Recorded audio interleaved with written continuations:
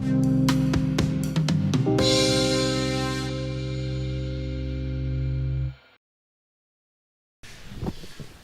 Lord be with you. Thank you. It truly is a joy to be with you here today. It truly is a joy to finally be here with you today. I want to begin by bringing you greetings from your brothers and sisters in Canada, and especially from our Bishop Timothy Teuscher. I want you also to know that the young people at the Higher Things Conference in Illinois just last week prayed for you at their services, that you would be blessed in this time. So it is a joy to be here with you today. And it wasn't a sure thing a little over a year ago. Some of you know, I don't know how many of you do, that I had a massive stroke a little over a year ago in March. And as I lay on my bed, unable to move any of my left side, I thought that these times were far behind me. When Pastor Appel called and contacted me and asked me if I wanted to come and speak for you this year, and that your topic was hope in the future, I responded, well, perhaps a nearly good as dead man is probably a good person to speak about hope in the future. When I was at the hospital, they did call me their miracle man, and God in His mercy did heal me through the prayers of His people. They'd never seen anyone recover as quickly as I did from such a massive stroke. They did say I came as close to dying as you possibly could, because there was so much damage in my brain. Normally there is a way they can give you drugs to reverse what happens with the stroke, the paralysis, and open up the passages in the brain, but thankfully they had a neurologist online who said, no, you can't do that to him. If you open up the passage, he'll bleed to death and he'll be dead. So I told my wife that she should call my children, that they should come in and see me because I didn't think I was going to live. Just a little over a month later, I was preaching again on Easter Sunday, so I give thanks to God for His grace to me. And then after Pastor Appel asked me, I wondered, well, would I be able to do something like this again? After going through the stroke, I was concerned, I was worried. But then I thought, well, I didn't have anything of my own before when I came to see you either. I only have what God gives to me to give to you. And so as I thought about this past Sunday, all I have is my 5 loaves and my 2 fish. But we saw what amazing things the Lord Jesus can do with such little this past Sunday. But I'm counting on Him to give you what He wants to give you this week. And I trust that He will do it. I do apologize for not being here last night. I didn't have much hope in the Czech airline that was supposed to get me here. But I'm glad that I am here.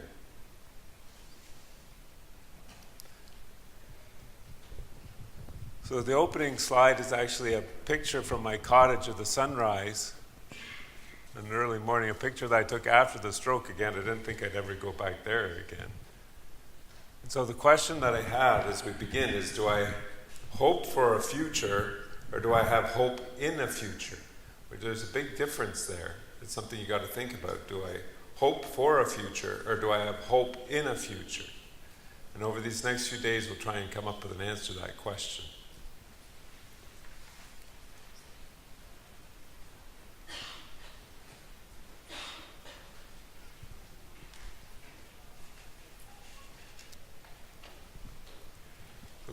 One of the questions that we got to look at is, what is hope? I really struggled with this when I thought about what is hope. Hope is a funny word. It kind of has a lot of meaning behind it. You know, it has something to do with the future. It's an expectation, something I think might happen or I hope will happen. And there's a difference between hoping and having hope. Hoping is something that I try to do, an action on my part. Something that happens within me. But having hope is something I have, something that's been given to me.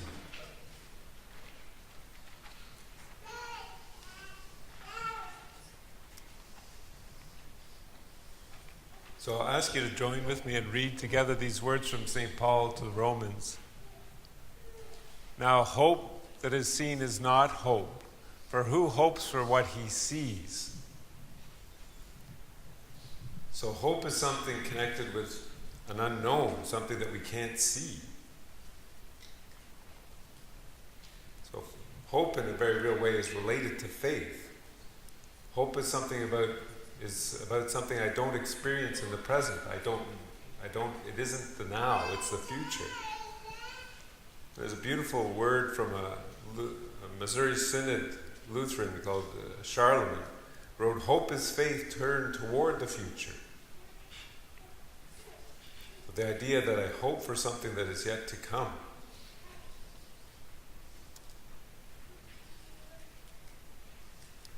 The way I like to show the difference between hope is with the I hope, question mark, versus I hope. The first one is kind of an idea of an optimism. The idea that I hope the girl will go out with me. I hope that the Czech Airlines would somehow manage to get me here, eventually. I lost some of that hope when I looked out and it was one of those propeller planes. And I don't really like flying too much, but it was the best flight of them all. The other one, I hope, the idea of a certainty. I hope, period. I have hope because the school term or the prison sentence will end. Perhaps it's not the best to use those two together, especially for my dear friend Friedrich, who's here.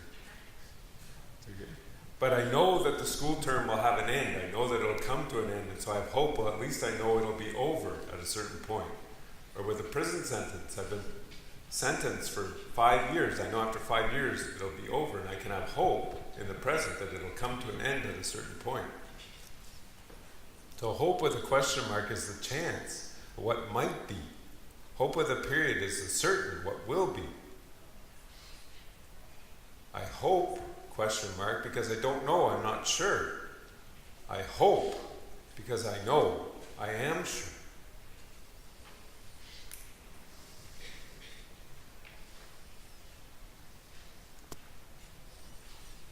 Life without hope.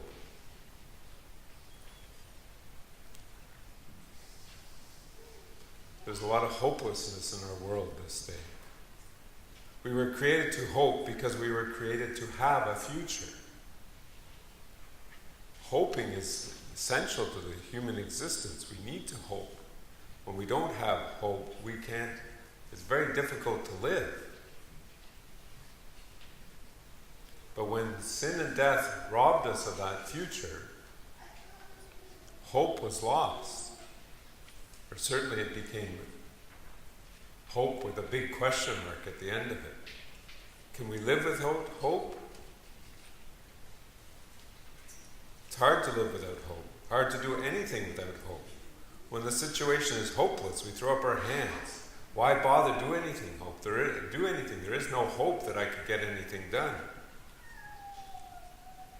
And someone who has lost all hope, and I've cared for such people, then there's despair, there's depression, and even you get to the point of death. In my life as a pastor, I deal with people struggling with hope all the time. With older people who sit there in their living room with me, and all their friends have died, all their family is gone. They have nothing to look forward to. They don't feel like they have anything to look forward to. They've lost all hope. They struggle in those places. Going into the nursing home regularly can be a real struggle to encourage people to have hope as they're sitting there, unable to do any of the things that they used to do. It can be a real challenge for me as a pastor to go and see, this is what my future could look like. It's often my terrible fear that Pastor Reinhard will be the one at the end of the hallway cursing every curse word possible when he doesn't know what he's saying anymore. Because I was in the Navy for a while, so I've heard all the words, they're in there. And I'm just afraid they're going to be coming out. And at that point, then I'll be a good example of God's grace, that God can save even someone like that Pastor Reinhard, who's back at the end of the hall, cursing away. God save me from that, but God knows what lies ahead.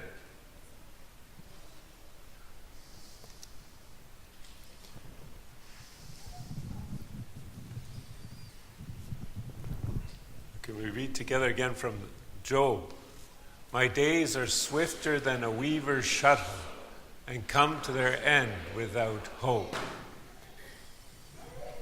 I don't know if you've ever seen a weaver at work, but a weaver just fires their shuttle through. It's a little wooden thing that, I don't do weaving, but it's a little wooden thing that you wrap the wool around and you fire it through and they shoot.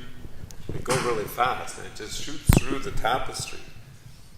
And so in the Word of God here in Job, we hear this truth that Job is laying out as he's suffering under all his troubles, that his life, that his days are swifter than a weaver's shuttle. They quickly go, and then all of a sudden they're over. And that's what a lot of older people will say, that the time went so fast, they can't believe how quickly time is gone. It wasn't long ago that my oldest son was just this big. Now he's as big as me. So the tapestry of our lives is soon over in this world. Death robs us of hope. What do we have to look forward to? Most of you young people, you've got a lot to look forward to. But we know that over the horizon, and certainly for me the stroke brought all that home in a very real way, over the horizon is sickness and trial and struggle and death. So death robs us of hope.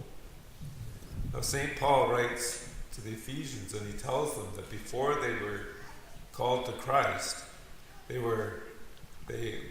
describes them as having no hope and without God in the world. So having no hope goes along with being without God. Atheists have no real hope for this life or the life to come because their lives are going nowhere. There's nothing to hope for. I've heard it many times over in my life as a pastor. When you're dead, you're dead. Well, that's not a very hopeful statement. When you're dead, you're dead. That's just it. It's over.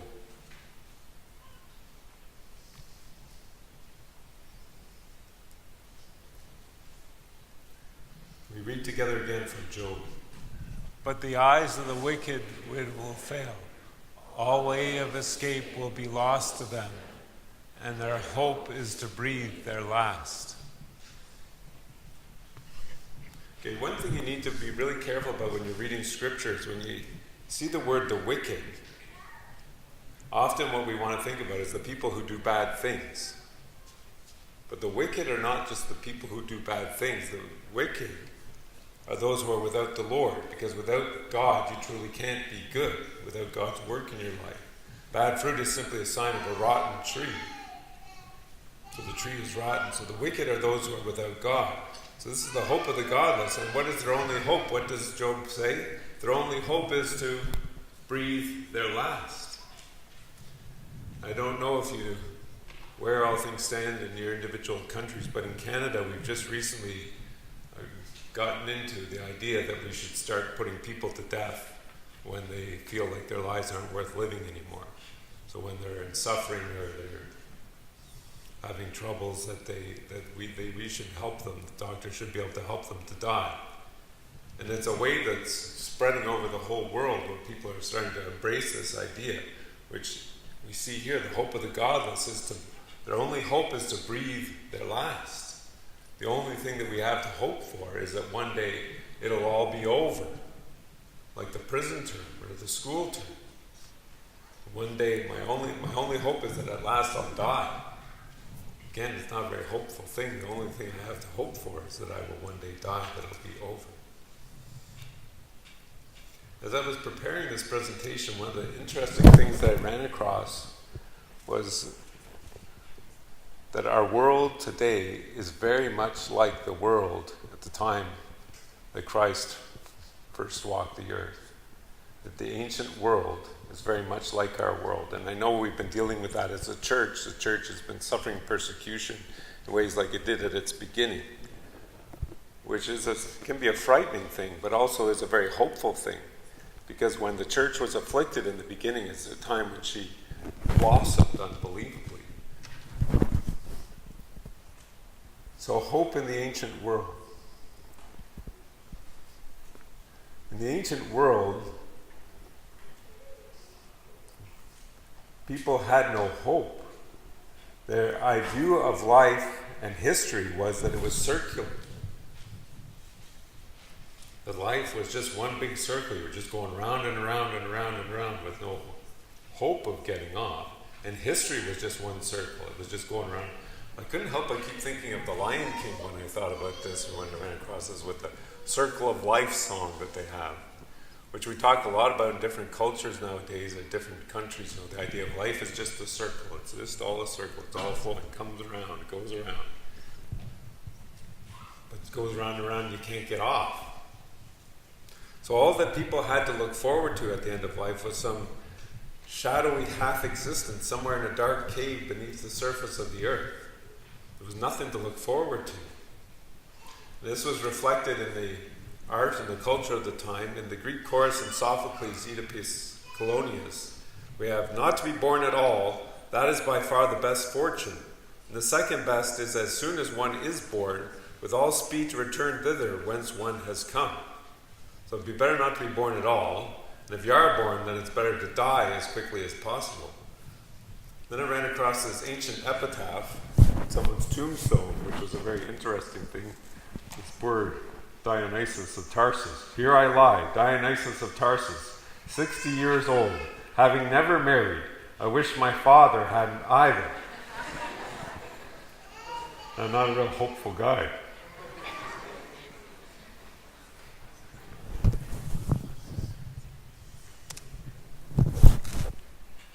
Now this really dramatically changed in the ancient world with the arrival of Caesar Augustus.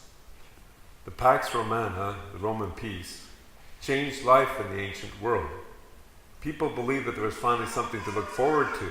The sun, in a very real way, had risen on the empire. Now that's something really striking to think about when reading the beginning of Luke's Gospel then, when you have Jesus being born at the time in the reign of Caesar Augustus. You've got a tale of two Caesars, of two kings. You've got Caesar who's brought this peace to the world, and then really think about what's being said when the angels proclaim that there's peace on earth with the birth of Christ. You have two competing pieces. Now, Caesar brought about his peace with an iron fist. We know that the Christ brought peace on earth by opening up his hands to have them nailed to the cross.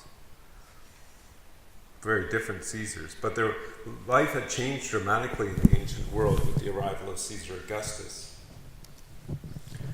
So there's a Priene inscription that was discovered that there was actually, they wanted to, some government officials in Asia Minor, 9 BC, wanted to change the new year, the Roman New Year, to the birthday of Caesar Augustus, and the reason they gave was this: "This day has given the world an entirely new appearance. The world would have gone down to destruction if a new hope had not arisen for all men in him who was born on this day. Now the time has passed when the man regretted having been born." Yeah, I kept having my boys are really into Star Wars, and with a new hope I kept having Star Wars going on in my head when I was looking at this. But the world would have gone down to destruction if a new hope had not arisen for all men in him who was born on this day. Again, very striking when you think about this laid alongside Christmas Day and what changes in the world with the birth of the Christ. Of course, this all went terribly wrong shortly after Augustus was gone, with Tiberius, who was the next Caesar, who was a nut in a series of nuts. Any of you are familiar with ancient history know that these guys were pretty nutty guys. So all that Caesar Augustus had accomplished was brought to ruin very quickly after by the following Caesars. But you already got I think you saw the punchline, or you know the punchline coming on this one. So we had this gentleman with "Yes, we can." That was what we heard that ad nauseum. Yes, we can. And then what did we get? Do I need to say more? There is a circle to life, indeed.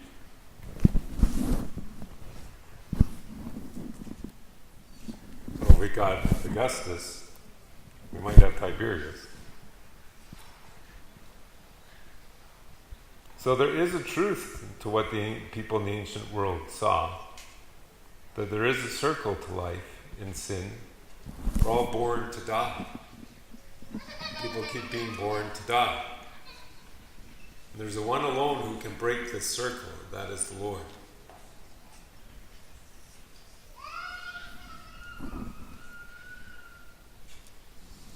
So for the next little bit, we'll probably into the next session as well, we're going to look at the hope of man. Can we read together from Job again? Behold, the hope of man is false. He is laid low, even at the sight of him. Leviathan. So man was created to have hope because he was created to live. He was created to have a future. He was created to always have something to look forward to. And even when that future was taken and stolen away from us by sin and death, we still had this created need to have hope within us. We were born to have hope. And so we need to have hope to live. And so if man doesn't have the hope of that future, he has to find something else to put in there. So can you think about what some of the things are that man puts his hope in? If he doesn't have the hope of that future, what does he put his hope in instead?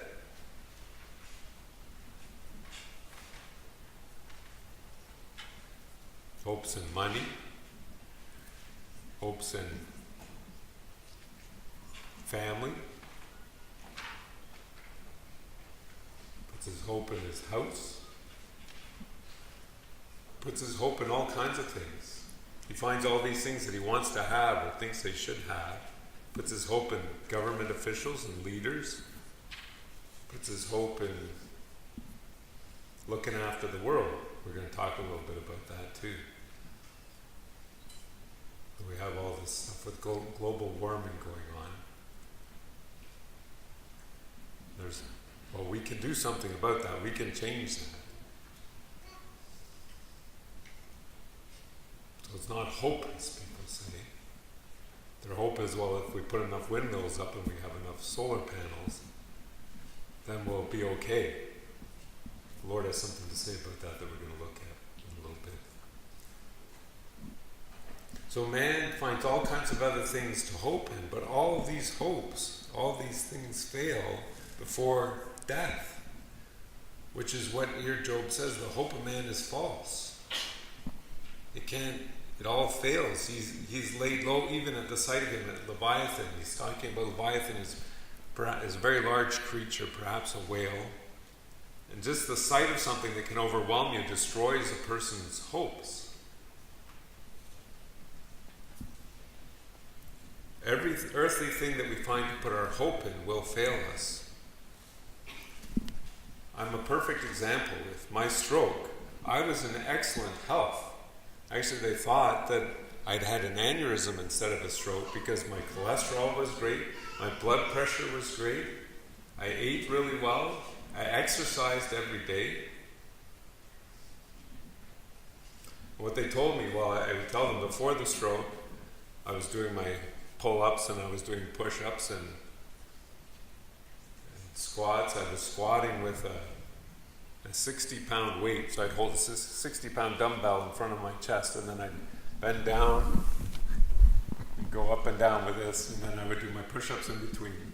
And in the hospital, they said, well, that's probably helping you on this side of the stroke. And I looked at them and I said, it was supposed to keep me from getting to this side of the stroke. So again, in our day and age, we're told this all the time, don't smoke, don't drink. And they would, when I was in the hospital, I'd feel so bad for these poor men that would be in the other beds, and the nurses would come and wave their finger at them. You shouldn't be smoking. And I would go over and I'd say, you probably shouldn't be smoking too much. But you need to know I wasn't smoking and I'm in the other bed with you here. The last thing those poor guys needed at that point when you had a stroke is for someone to be wagging their finger at you saying, well, you could have stopped this from happening. But in our day and age, a lot of it is, well, if you take good care of your body, well, then these things won't happen to you. You can prevent these things, and your hope becomes your fitness. while you take care of yourself. I was doing all that and it came anyway. So the reason I had the stroke was because I had open heart surgery in January this year. So again, I wasn't sure that it was going to be coming. They went into my heart, and between the two upper chambers of my heart, there's a passageway that's there. When you're in your mother's womb, your blood flows in a different direction than it does when you're born. When you're born, it changes direction. That opening is there to allow that to happen. But in most people, once you're born, by 6 months that seal's closed. But in 25% of the population, which is a large percentage of the population, it doesn't seal closed. And for me, it didn't. So what can happen is a clot comes up from your legs, a blood clot comes up from your legs, goes into that first chamber. Normally it would just go to your lungs. Your lungs would catch it like a net and get rid of it. But in my case, because that opening was there, it went past over, and it went up to my head then and caused the stroke. So they've sewn the hole closed, so it's not. I had a holy heart before from the Lord. So they've healed it now. The Lord has healed it. So I give thanks to Him for that. So again, even this idea of, well, I somehow can take care of myself so that when I'm older, I'll be in good shape and I can live. Or some of these crazy people, God bless them, who are like preparing to have themselves frozen so that after they're dead, then one day they can be brought back to life. Or there was one Easter Sunday where I preached about, in Canada we heard about an Italian doctor who was looking to do head transplants. And he transplanted the head of a monkey. And unfortunately the monkey only lived a short period of time after that in what looked like excruciating pain. But on that Easter Sunday I said, this is the hope of man, is that we can transplant a head. Which is just awful if I think of this wrinkly old head in a young body, and whose body's going to be given for this person. But that's where man turns. He's looking for some hope in the face of death. But all these will fail. Again from Psalm 62. Those of low estate are but a breath. Those of high estate are a delusion. In the balances they go up. They are together lighter than a breath. Put no trust in extortion. Set no vain hopes on robbery. If riches increase, set not your heart on them. As I mentioned already, people put their hope in money. We're told not to put our hope in money. Money will fail you. We've had enough stock market crashes to teach us this truth. Money will not save you. Money will not make you happy. Money will not really give you any hope, because it can always be lost.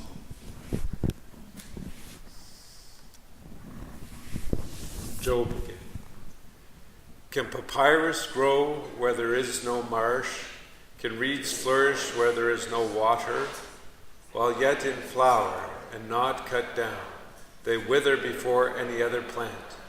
Such are the paths of all who forget God. The hope of the godless shall perish. His confidence is severed, and his trust is a spider's web. He leans against his house, but it does not stand. He lays hold of it, but it does not endure.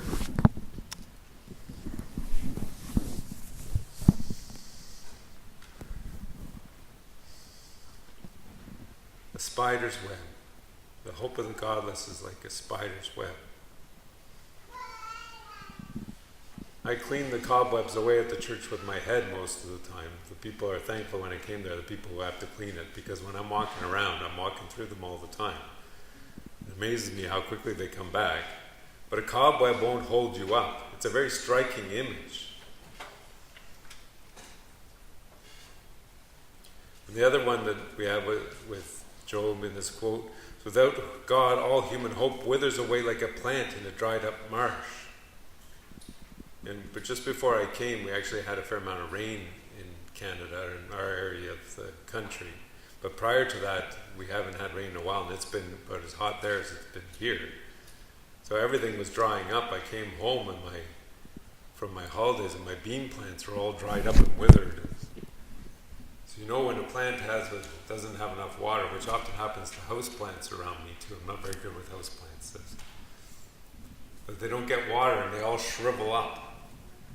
You look at that and that's the life of those who are without God. Their hope withers up like that plant. There's nothing there.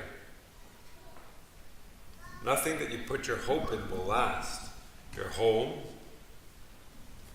your family, everything. So we have this lovely picture of this house. Leaning against that probably wouldn't hold you up for very long. What amazes me with the buildings around the church, the parsonage, and we recently bought a cottage for our family, is that everything's always breaking. It doesn't seem to matter how many things I fix, there's always more things to fix. And even when I look at it sometimes, I think, now I fixed that. Now how long before I'll have to fix it again? And then just before we came, we have all kinds of forest fires going on now in Ontario. And when my wife and I were traveling to the airport, we heard there's one not far from the town where our cottage is. And I think, I spent all that time fixing it, now the forest fire is going to come through and burn it all up. There's nothing to hope in there.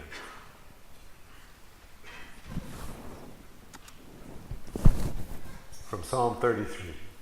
The king is not saved by his great army. A warrior is not delivered by his great strength. The war horse is a false hope for salvation, and by its great might it cannot rescue.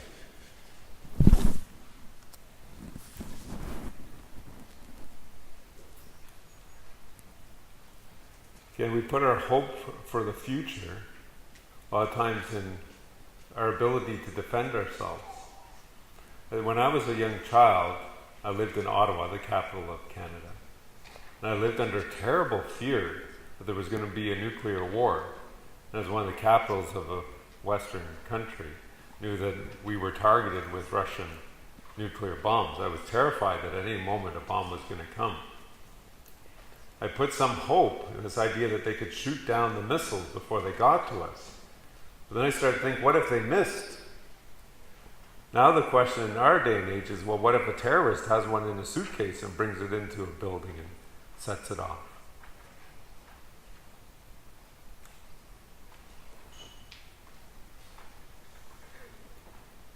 When 9/11 happened, I took some comfort in the fact that we lived in the countryside. And I thought, well, they're not going to fly any airplanes out to hit the cows out near Kirksville.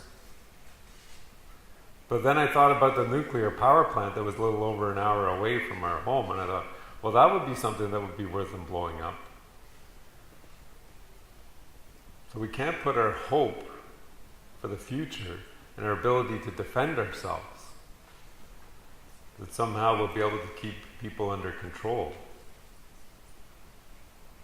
Because the history shows us that it simply can't happen. So the war horse is a false hope for salvation.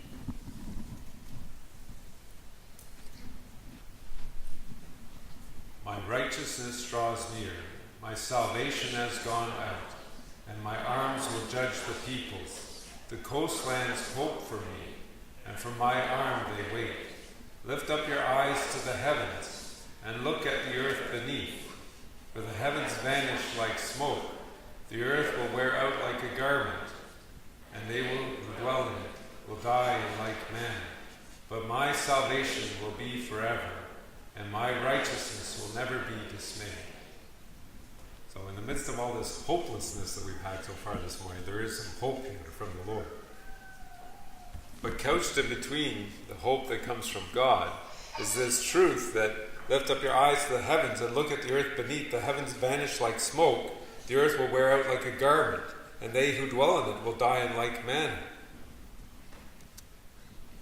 Which in our day and age, is something that we keep hearing. Well, the world is in terrible danger.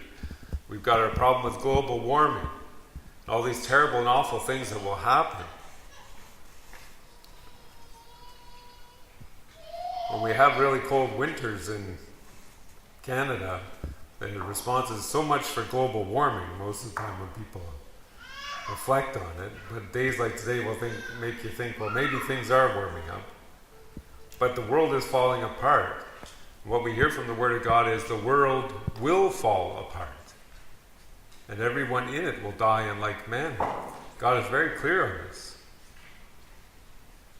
People put their hope, what I've mentioned already, is that they will, if we put up enough of the windmills, if we put enough solar panels up, we can save the world. So people put their hope in saving the environment. All these things that we've got, will recycle and do all these things to help the world, which we often go wrong with it. My father always reflects on the fact that we used to put our groceries in paper bags. And then they said, well, now we're killing too many trees to make our paper bags, so we shouldn't have paper bags, we should have plastic bags. Now we got all these plastic bags and we don't know what to do with them. So the answer in Canada is they charge you for your plastic bag. And then they want to encourage you to use reusable bags. But then we don't know what to do with the reusable bags when they're all done. And we're told that when you put your groceries in your reusable bags, then there's all kinds of bacteria that gets into your bag. And then your bag's going to make you sick. So what on earth do you do? Pretty soon we'll be back to paper bags. So we have a calling from God, a God-given vocation to care for the world. Adam was asked to care for the world, was commanded to care for the world. But taking care of it will not save it. We should make wise choices with what we do with this world because God has given it into our hands to look after it as a gift from Him. And we should care for it because it is a good gift. But our taking care of it will not save it. The people have all kinds of places where they put their hope. I took this picture yesterday in Copenhagen. It really struck me at one point as I was standing there at the urinal. This is where our hope is in the urinal. It's very poetic in so many ways. So our urinals will not save the world either.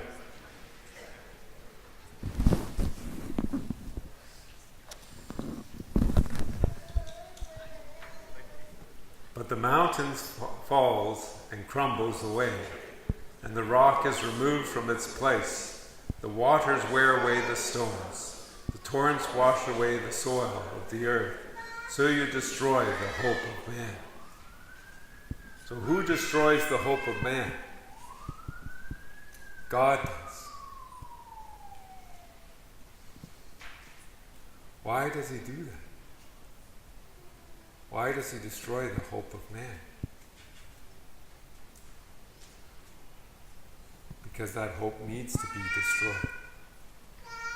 We need to come to a place of true hopelessness in all the wrong things so that we can have our hope firmly rooted in the right thing, in the hope that truly will not disappoint. So we cannot be deceived in any way. The world is falling apart only under God's will. We got to really wonder who on earth we think we are if we think that we can destroy the world apart from the will of God. And of course, man has been thinking he's equal to God or greater than God ever since the Garden of Eden, so it's easy to see how we get into this way of thinking. But the world is coming to this place by the will of God, because God is looking to destroy the hope of man. The picture here is from a tsunami.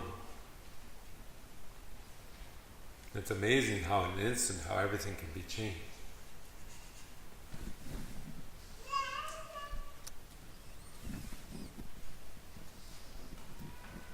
Then they shall be dismayed and ashamed because of Cush their hope and of Egypt their boast. And the inhabitants of this coastland will say in that day, Behold, this is what has happened to those in whom we hope, and to whom we fled for help to be delivered from the king of Assyria. And we, how shall we escape? Isaiah had to walk around naked and barefoot for 3 years to show the people of Israel what would happen to Cush in Egypt, that Israel had turned to help instead of hoping in God. Something there to think about whenever you think, oh, wouldn't it be wonderful if I heard God speaking like some of the prophets of old? You end up walking around naked for 3 years with bare feet. Or you end up like poor Hosea, who had to marry a prostitute so Israel could see what it was like for God to be married to Israel, to be married to a false woman. So with Israel, God destroyed all their other hopes. Everywhere that they turned to put their hope in something else, he would destroy this hope so that he could direct them back to him. Not because he's nasty or mean, not because he didn't want them to have any hope. God doesn't want us to live hopeless lives, but he wants us to have our hope in something that will not fail. All other hopes will fail us. So God destroys the other hopes, which is something to think about whenever we run into a disappointment in our lives. God has allowed something to fall apart for us. He's allowing it to fall apart to direct us back to him.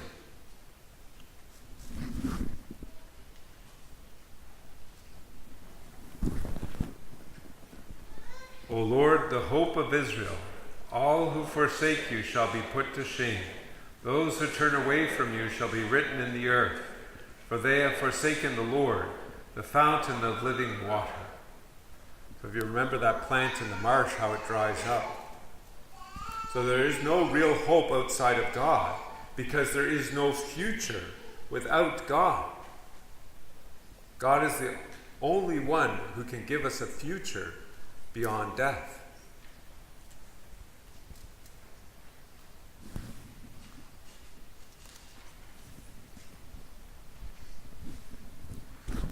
You were wearied with the length of your way, but you did not say, it is hopeless. You found new life for your strength, and so you were not faint. Again, the Lord is speaking to Israel through Isaiah, and he's described Israel's idolatry in terms of adultery. They're running around, and yet they did not grow weary or lose hope in their idols. This is what he's saying here. You didn't come to the point of saying it was hopeless. You found new life for your strength, and so you were not faint. And God leaves them to keep chasing around after these idols until they finally will lose all hope in them. He lets them chase after them so they'll finally come to the point of saying it's hopeless.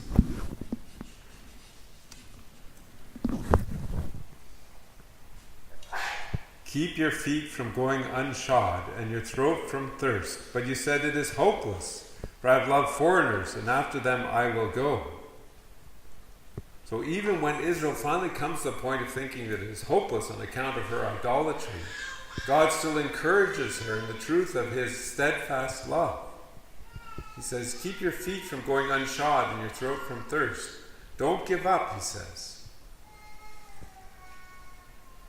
He encourages them with this truth.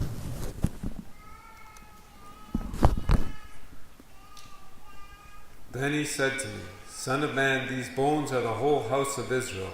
Behold, they say, our bones are dried up, and our hope is lost. We are indeed cut off. So once they finally come to utter hopelessness in themselves, God sends them good news.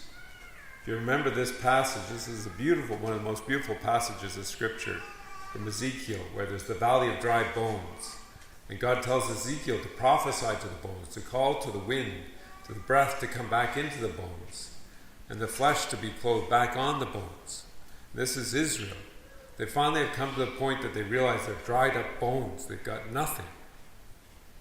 And then God gives them new life. Which always amazes me with those plants, even when they're all withered and dried out, when you give them water, how often they'll perk back up and just stand right up again.